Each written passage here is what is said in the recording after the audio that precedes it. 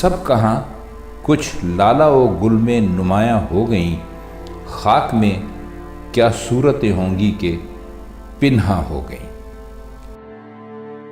بسم اللہ الرحمن الرحیم۔ السلام علیکم ناظرین، FM4 کے ٹی وی کے پروگرام اساطیر میں میں ہوں آپ کا ہوسٹ محمد عثمان۔ خواتین و حضرات، آج ہم ایک ایسی مقدس، مطہر اور پاک باز شخصیت کا ذکر خیر کرنے کی سعادت حاصل کریں گے کہ جن کے بابا جان اس دنیا کائنات کے سب سے افضل ترین شخص خاتم الانبیاء حضرت محمد مصطفیٰ صلی اللہ علیہ وآلہ وسلم ہیں، جن کی والدہ ملکۃ العرب سیدہ خدیجۃ الکبریٰ سلام اللہ علیہا ہیں، جن کے بھائیوں کا نام طیب، طاہر، قاسم اور ابراہیم ہے، جن کی بہنیں حضرت زینب، حضرت ام کلثوم اور سیدۃ نساء العالمین سیدہ فاطمہ زہرا سلام اللہ علیہا و ابیہا ہیں، جن کے شوہر کا یہ اعزاز ہے کہ فرشتے بھی ان سے حیا کرتے ہیں، جن کے بھانجے جنتی جوانوں کے سردار ہیں، جن کا ذکر روح کی پاکیزگی کا سبب ہے، جن کے نام اور ذکر سے برکتیں حاصل کی جاتی ہیں، جن کی پرورش اس کائنات کی سب سے عظیم گود میں ہوئی۔ میری مراد آج ہم ذکر کریں گے حضرت سیدہ طیبہ طاہرہ عابدہ زاہدہ ساجدہ صابرہ شاکرہ عالیہ حضرت سیدہ رقیہ بنت محمد رسول اللہ صلی اللہ علیہ وآلہ وسلم کا۔ ان کے ذکر سے اپنی روحوں کو منور کریں گے، ان کے ذکر پاک سے اپنے چہروں کو تازگیاں بخشیں گے، ان کی بارگاہ میں سلام عقیدت پیش کریں گے۔ آج مہمان کی طرف جانے سے پہلے میں آپ کو حضرت سیدہ رقیہ سلام اللہ علیہا و ابیہا کی بارگاہ میں اشعار کی صورت میں نذرانہ عقیدت پیش کرتا ہوں۔ جناب رانا اعجاز کمال صاحب نے لکھا ہے، وہ کہتے ہیں کہ رسول انور تیری رقیہ تیری رقیہ، رسول انور تیری رقیہ تیری رقیہ، بنی ہے شان بنو امیہ تیری رقیہ۔ وہ کوئی دشمن کی بیٹیوں سے روا نہ رکھے، وہ کوئی دشمن کی بیٹیوں سے روا نہ رکھے، جو سہ رہی ہے عجب رویہ تیری رقیہ۔ سرسوتی سیتا حوا مریم پڑے ہیں در پر، سرسوتی سیتا حوا مریم پڑے ہیں در پر، پوتر ناری سجل کنیا تیری رقیہ، کوئی ببر بھی نہ دیکھ پائے گا میری جانب، لگائے گی پار میری نیا تیری رقیہ۔ آئیے حضرت سیدہ رقیہ بنت محمد رسول اللہ صلی اللہ علیہ وآلہ وسلم کی بارگاہ میں نذرانہ عقیدت پیش کریں۔ آج کی اس مقدس مطہر گفتگو میں میرے ساتھ میرے مہمان آپ کی جانی پہچانی شخصیت گجرانوالہ میں تقریباً 1 دہائی سے دین کی خدمت کر رہے ہیں، اور آج جدید مسائل پر ایک گہری نظر رکھے ہوئے اور نوجوانوں کے جو مشکل سوالات ہیں ان کا بڑے احسن طریقے سے ہمیشہ جواب عطا کرتے ہیں۔ آج میرے ساتھ میرے مہمان حضرت مولانا امیر معاویہ آزاد صاحب موجود ہیں۔ حضرت صاحب السلام علیکم۔ وعلیکم السلام۔ کیسے ہیں آپ؟ ٹھیک ہیں؟ آپ خیریت سے؟ الحمدللہ۔ حضرت صاحب ہماری خوش قسمتی ہے کہ آج ہم آپ سے رسول پاک صلی اللہ علیہ وآلہ وسلم کی پیاری صاحبزادی سیدنا عثمان غنی رضی اللہ تعالیٰ عنہ کی زوجہ محترمہ حضرت امام علی مقام امام حسن اور امام حسین رضی اللہ تعالیٰ عنہ کی خالہ جان، بس جس نسبت کو بھی ہم دیکھیں وہ بلند سے بلند تر ہے۔ ایک ایسا گھر کہ جہاں پہ فرشتے اجازت لے کے آئیں، جہاں پہ لا ترفعوا اصواتکم فوق صوت النبی کا ادب ہو، وہاں پہ ان کی پرورش ہوئی۔ تو آپ مجھے یہ بتائیں کہ حضرت سیدہ رقیہ بنت محمد صلی اللہ علیہ وآلہ وسلم کا نام و نسب کیا تھا اور آپ کی ولادت کہاں پہ ہوئی تھی؟ بسم اللہ الرحمن الرحیم، الحمدللہ رب العالمین والصلاة والسلام علی اشرف الانبیاء والمرسلین وعلی آلہ واصحابہ اجمعین۔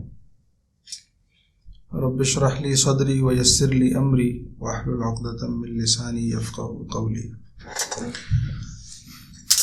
آپ نے سوال پوچھا جی حضرت سیدہ رقیہ سلام اللہ علیہا ورضی اللہ عنہا، اللہ تبارک و تعالیٰ ان کے درجات کو بلند فرمائے اور بلندی اور بلند فرمائے اور بلند فرمائے۔ یہ دراصل ہم اس لیے کہہ رہے ہیں تاکہ ہمارے درجات بلند. جی جی سبحان اللہ سبحان کیونکہ اللہ. ان کو دعا دینے سے دراصل ہم اپنے لیے دعا کر رہے ہیں. جی جی بے شک. ورنہ ان کو تو جو اللہ نے درجات بلند عطا فرما دیے وہ تو کائنات میں کسی کو اور مقدر نہ ہو جی سکے. جی.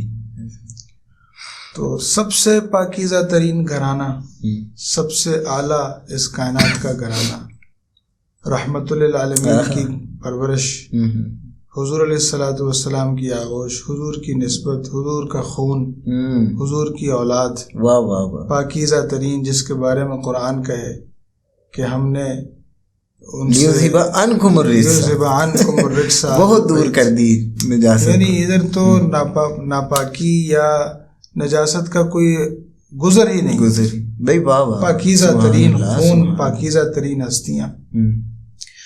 تو بہت بڑی اللہ تعالیٰ نے حضرت سیدہ رقیہ کو ایک سعادت نصیب فرمائی کہ حضور علیہ الصلوۃ والسلام کی بیٹی ہیں، صاحبزادی ہیں، دوسرے نمبر پہ پیدا ہوئیں. صحیح. پہلی ان کی بڑی بہن ہے سیدہ زینب سلام اللہ علیہا، دوسرے نمبر پہ پھر سیدہ رقیہ سلام اللہ علیہا. یہ تقریباً بعثت سے 7 سال قبل، جب حضور پاک صلی اللہ علیہ وسلم کی عمر 33 سال تھی اور 25 سال کی عمر میں سیدہ خدیجہ سے شادی ہوئی، تو اس کے تقریباً 8 سال کے بعد سیدہ رقیہ کی ولادت مکہ میں ولادت ہوئی. اور ان کے کچھ ہی عرصے کے بعد پھر ان کی دوسری بہن حضرت سیدہ ام کلثوم سلام اللہ علیہا ان کی ولادت ہوئی. اچھا، یہ حضور علیہ الصلوۃ والسلام کی 4 بیٹیاں ہیں، پاکیزہ بیٹیاں. ان میں سے یہ 2 بیٹیاں جو ہیں رقیہ اور ام کلثوم، یہ دونوں، ان دونوں کی آپس میں ایک محبت بھی، الفت بھی، قرابت بھی، پیار بھی بہت زیادہ، گویا یہ جڑواں بیٹی ہیں. صحیح. اور تقریباً ان پر حالات بھی ایک جیسے حالات ہیں. اور سیدہ رقیہ تمام بیٹیوں میں سے، حضور کی 4 بیٹیوں میں سے سیدہ رقیہ کو ایک سب سے اہم فضیلت حاصل ہے جو اور کسی بیٹی کو حاصل ہے. اچھا. وہ ان کی ایک سمجھ لیں امتیاز ہے. وہ یہ ہے کہ یہ صاحبۃ الہجرتین، سبحان اللہ سبحان اللہ، کہ انہوں نے 2 ہجرتیں فرمائی. پہلے ان کا نکاح جو ہے وہ، جب حضرت زینب کا نکاح نبی پاک صلی اللہ علیہ وسلم نے حضرت عمر بن عاص سے کر دیا، ابو العاص ابن ربیع سے، تو اس وقت مکہ کے جو رشتہ دار تھے سرداران، وہ آئے اور کہا کہ آپ صلی اللہ علیہ وسلم سے کہ آپ نے وہ نکاح تو بڑی بیٹی کا ابو العاص کو دے دیا آپ نے، چلیں وہ بھی ٹھیک ہے، لیکن قریش میں آپ کو شادی کرنی چاہیے. تو ابو لہب جو حضور علیہ السلام کا چچا ہے، یہ کھڑا ہوا، اس نے کہا جی میں اپنے بیٹے عتبہ اور عتیبہ کے لیے آپ کی دونوں بیٹیاں کا رشتہ چاہتا ہوں، رقیہ اور ام کلثوم. تو حضور علیہ السلام نے تمام رشتہ داروں اور رؤسائے قریش کے سامنے پھر آپ نے اس کی اجازت دے دی کہ ٹھیک ہے. تو نسبت ابو لہب کے بیٹے عتبہ اور عتیبہ سے دونوں کی طے ہو گئی. صحیح. جب بعثت نبوت آ گئی، حضور علیہ السلام نے اعلان نبوت فرمایا، ابتدائی کچھ دنوں میں پھر سورۃ اللہب نازل ہوئی. تو آپ جانتے ہیں کہ حضور علیہ السلام کی سب سے زیادہ مخالفت کرنے والوں میں ابو لہب پیش تھے. یعنی اتنی سخت مخالفت کے باوجود چچا ہونے کے، یہی حضور علیہ السلام کو سب سے زیادہ نقصان پہنچانا اور تکلیف پہنچانے میں پیش ہوتا تھا. باقی تو چلو بعد میں جب یہی آگے ہوتا تھا تو اور لوگوں کو بھی ہمت ہو جاتی تھی. بلکہ وہ مشہور جو واقعہ ہے کہ فاران کی چوٹی پر جب حضور علیہ السلام نے سب کو جمع فرمایا اور کہا کہ قولوا لا الہ الا اللہ تفلحوا، کہ لا الہ الا اللہ کہہ دو کامیاب ہو جاؤ گے. اگر میں کہوں کہ اس پہاڑ کے پیچھے سے ایک لشکر آ رہا ہے جو تم پہ حملہ آور ہوگا، تو کیا میں جھوٹ بول رہا ہوں یا سچ بولوں گا؟ هل وجدتمونی صادقا او کاذبا لقد لبثت فیکم عمرا من قبلی، میں نے تم میں ایک عرصہ عمر کا گزارا ہے، تم مجھے بتاؤ تم نے مجھے سچا پایا یا جھوٹا؟ میں جو بات کہتا ہوں وہ سچی ہوتی ہے یا جھوٹی؟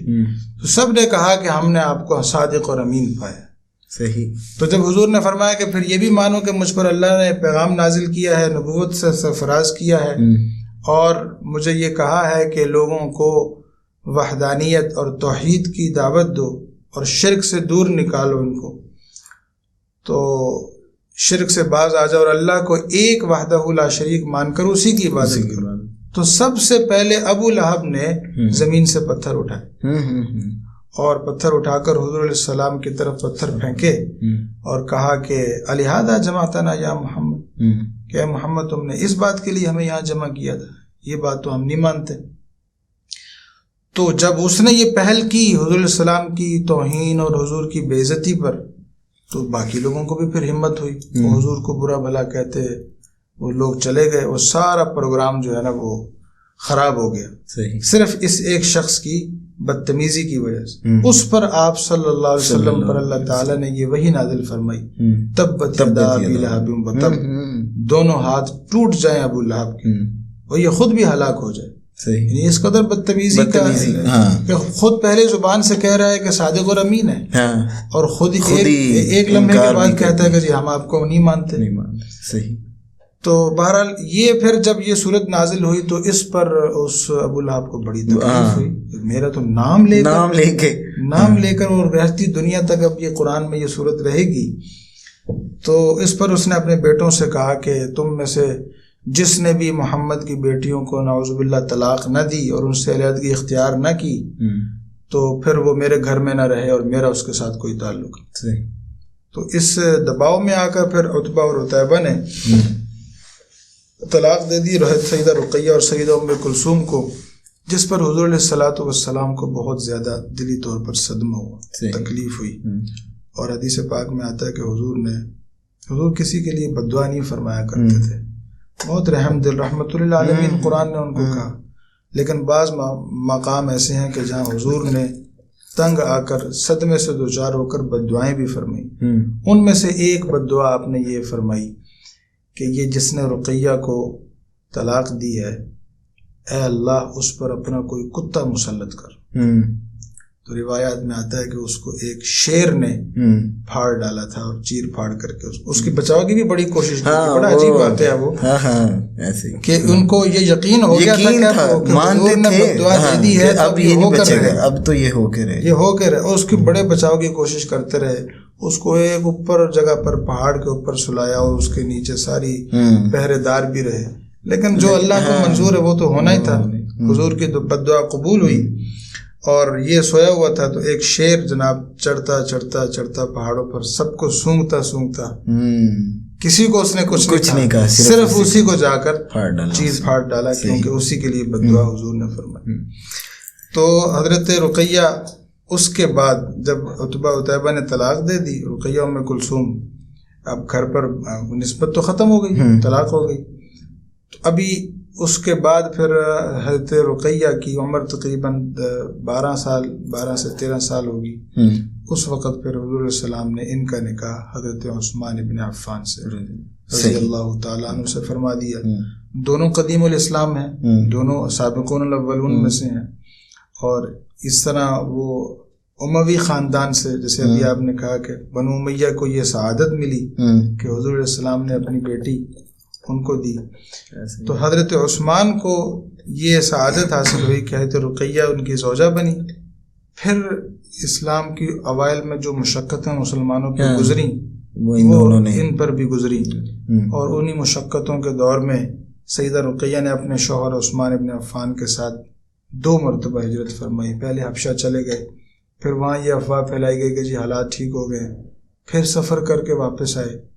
پھر جب پتہ چلا کہ یہاں حالات تو ٹھیک نہیں ہیں، اسی طرح مشقت اور تکالیف ہیں، پھر واپس حبشہ چلے گئے. اور پھر وہاں سے جب پتہ چلا کہ حضور مدینہ چلے گئے ہیں تو پھر وہیں سے حضرت عثمان اپنی بیوی سیدہ رقیہ کو لے کر مدینہ منورہ ہجرت فرما. اور اسی دوران وہاں حبشہ کے دنوں میں ان کا ایک بیٹا بھی پیدا ہوا، اس کا نام عبداللہ بن عثمان مشہور ہے. وہ بھی بچپن میں ہی تقریباً 4 یا 6 سال کی عمر میں روایات میں آتا ہے کہ ایک مرغ نے ان دونوں آنکھوں کے درمیان چونچ ماری اور جس سے وہ شہید ہو گئے، وفات پا گئے. اس کے علاوہ ان کی کوئی اولاد نہیں ہے. اللہ تبارک و تعالی ان پر کروڑوں رحمت نازل فرمائے. اچھا رحمت صاحب، آپ مجھے یہ بتائیں کہ حضرت سیدہ رقیہ بنت محمد صلی اللہ علیہ وآلہ وسلم، ایک تو ان کے متعلق تھا نا کہ یہ خوبصورت جوڑوں میں سے سب سے خوبصورت جوڑا جو ہے وہ عثمان اور رقیہ کا ہے. پھر یہ بھی فرمایا گیا کہ ابراہیم اور لوط کے بعد عثمان اور رقیہ ہیں جنہوں نے دین کے لیے ہجرت کی. تو سیدہ رقیہ رضی اللہ تعالیٰ عنہ وسلام اللہ علیہا ان کا وصال پاک کب ہوا تھا اور یہ کہاں پہ آرام فرمایا؟ یہ تو ایک تو ہجرت ان کی سب سے بڑی عظیم ایک امتیازی فضیلت ہے. 2 ہجرتیں انہوں نے فرمائی اور اس عمر میں یعنی 12-13 سال کی عمر میں شادی بھی ہو گئی اور اس عمر میں سفر کی مشقتیں آپ جانتے ہیں کتنا مشکل سفر. اس دور میں کوئی یہ گاڑیاں اور یہ بسیں اور ٹرینیں تو ہوتی نہیں تھی. اونٹوں پر سفر, کئی دن کا سفر.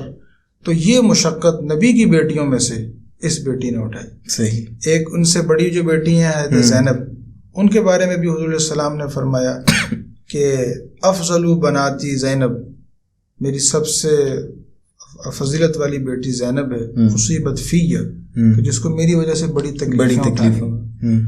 تو حضرت رقیہ کو بھی ہجرت کی تکالیف ان کو اٹھانی پڑی. صحیح. 2 ہجرتیں انہوں نے فرمائیں. اس کے بعد پھر جب مدینہ منورہ میں پہنچے تو پہلا واقعہ آپ جانتے ہیں مدینہ منورہ میں ہجرت کے بعد جو سب سے بڑا واقعہ ہوا وہ بدر کا. جنگ بدر کا. اچھا, حضور علیہ الصلوۃ والسلام جب جنگ بدر کے لیے تشریف لے جا رہے تھے تو اس وقت حضرت عثمان نے بتایا کہ یا رسول اللہ صلی اللہ علیہ وسلم آپ کی بیٹی اور زوجہ, میری زوجہ رقیہ بہت بیمار ہے, تو میں جانا چاہتا ہوں آپ کے ساتھ بدر میں, لیکن آپ کا کیا حکم؟ تو حضور علیہ السلام نے ان کو اجازت عطا فرمائی کہ آپ بدر میں ہمارے ساتھ نہ شامل ہوں, آپ رقیہ کی تیمارداری کریں, ان کے ساتھ رہیں, ان کا خیال رکھیں, کیونکہ وہ مریض ہیں, ان کو ضرورت ہے آپ کی. تو حضرت عثمان کو سیدہ رقیہ کے پاس چھوڑا, بیماری کی حالت میں تھیں, اور یہ بھی سمجھیں کہ اسلام کے اندر یہ مشقت بھی انہوں نے اٹھائی کہ والد دین کا عظیم منصب ادا کرنے کے لیے میدان جنگ میں ہے اور رقیہ اپنی آخری سانسیں لے رہے ہیں. اسی مرض الوفات میں انتقال کر گئیں, یہاں تک کہ آپ صلی اللہ علیہ وسلم کو اپنی بیٹی کا جنازہ بھی نہیں پڑھا سکے حضور, کیونکہ جب حضور تشریف لائے تو زید بن حارثہ جب فتح کی خوشخبری لیتے ہوئے داخل ہو رہے تھے مدینہ منورہ میں, تو روایات میں آتا ہے اس وقت عثمان اپنی بیوی زوجہ رقیہ بنت محمد صلی اللہ علیہ وسلم کی قبر کی مٹی برابر کر رہے تھے. اور حضور علیہ السلام کو آتے ہی سب سے پہلے حضور نے خوشخبری سنائی اور عثمان نے یہ خبر سنائی کہ بیٹی آپ کی فوت ہو گئی اور رقیہ انتقال کر لی. حضور علیہ السلام بہت زیادہ اس پر پرغم ہوئے اور جنازہ تو نہیں پڑھ سکے, لیکن حضور اپنی بیٹی کی قبر پر گئے. اور آپ نے وہاں, اب حضور جب آئے تو پھر خاندان کی اور بھی عورتیں اور تمام مسلمان بھی آئے, تو جس پر حضور نے آ کر ایک جملہ ارشاد فرمایا کہ الحقی بالسلفنا الصالح, ہم سے پہلے جو سلف صالح گزر چکے ہیں, عثمان بن مظعون اور اس کے اصحاب, یعنی شہداء اسلام جو دنیا سے چلے گئے ہیں, تم بھی ان کے ساتھ شامل ہو. اللہ. تو روایت میں آتا ہے کہ جب حضور نے یہ جملہ ارشاد فرمایا تو جتنی خواتین وہاں مجمع میں تھیں وہ بلند آواز سے رونا شروع ہوئی. تو حضرت عمر کو غصہ آ گیا. حضرت عمر تو اس معاملے میں انہوں نے کوڑا اٹھایا, انہوں نے کہا میں ابھی ان کی آواز درست کرتا ہوں, لیکن حضور نے فرمایا کہ نہیں عمر, یہ دکھ ایسا ہے کہ اس دکھ پر انہیں رونے دو. بس یہ فرمایا کہ آوازیں زیادہ اونچی نہ ہوں, لیکن یہ دکھ ہے اس پر رونے دو. سیدہ رقیہ بنت محمد صلی اللہ علیہ وسلم کا وصال ہوا 20 برس کی عمر میں, آپ کا وصال ہوا, اور اللہ رب العزت کی جنت میں سیدہ چلی گئیں. اور جناب نبی پاک صلی اللہ علیہ وسلم نے ان کی قبر پر ان کے لیے دعا فرمائی. اور پھر اس کے بعد حضرت عثمان چونکہ اکیلے رہے تھے, اکیلے ہو گئے تھے, ان کا بھی دکھ تھا, تو پھر حضور علیہ السلام نے دوسری بہن رقیہ کی دوسری بہن حضرت ام کلثوم کی شادی حضرت عثمان سے فرمائی. بہت شکریہ علامہ صاحب, اللہ تعالیٰ آپ کو جزائے خیر عطا کرے. خواتین و حضرات, سیدہ رقیہ بنت محمد صلی اللہ علیہ وآلہ وسلم ایک ایسی شخصیت ہے کہ جیسے میں پہلے کہہ رہا تھا کہ ان کی ماں جیسی کسی کی ماں نہیں, ان کے بابا جیسے کسی کے بابا نہیں, ان کے شوہر جیسے کسی کے شوہر نہیں, ان کے بانجوں جیسے کسی کے بانجے نہیں, ان کے بھائیوں جیسے کسی کے بھائی نہیں, ان کی بہنوں جیسی کسی کی بہنیں نہیں۔ آخر میں کچھ اشعار جناب سیدہ کی بارگاہ میں نذرانہ عقیدت کے طور پر پیش کر کے اجازت چاہوں گا کہ شاعر کہتا ہے کہ کونین کے سردار کی دختر ہیں رقیہ، کونین کے سردار کی دختر ہیں رقیہ، واللہ مقدر کی سکندر ہیں رقیہ، شاہکار طہارت سے مطہر ہیں رقیہ، انوار سخاوت سے منور ہیں رقیہ، آغوش ختیجہ میں پلی نور کلی ہیں، تسکین نبی لخت پیمبر ہیں رقیہ، دو ہجرتیں کی آپ نے اللہ کی خاطر، خوشنودی خالق سے تونگر ہیں رقیہ، آقا نے نگہدار بنا کر یہ بتایا، آقا نے نگہدار بنا کر یہ بتایا، عثمان کے لیے بدر برابر ہے رقیہ، تو کوثر و تسنیم کے چشموں کی ہے ملکہ، ہم تیرے نوکروں کے نوکر ہیں رقیہ۔ آج پروگرام پیش کرتے ہوئے کہیں کوئی غلطی، کوتاہی، غفلت ہوئی تو میں اپنے اللہ کی بارگاہ سے معافی کا خواستگار اور توبہ کا طلبگار ہوں۔ اگلے پروگرام تک کے لیے اجازت دیجیے۔ والسلام علیکم ورحمۃ اللہ وبرکاتہ۔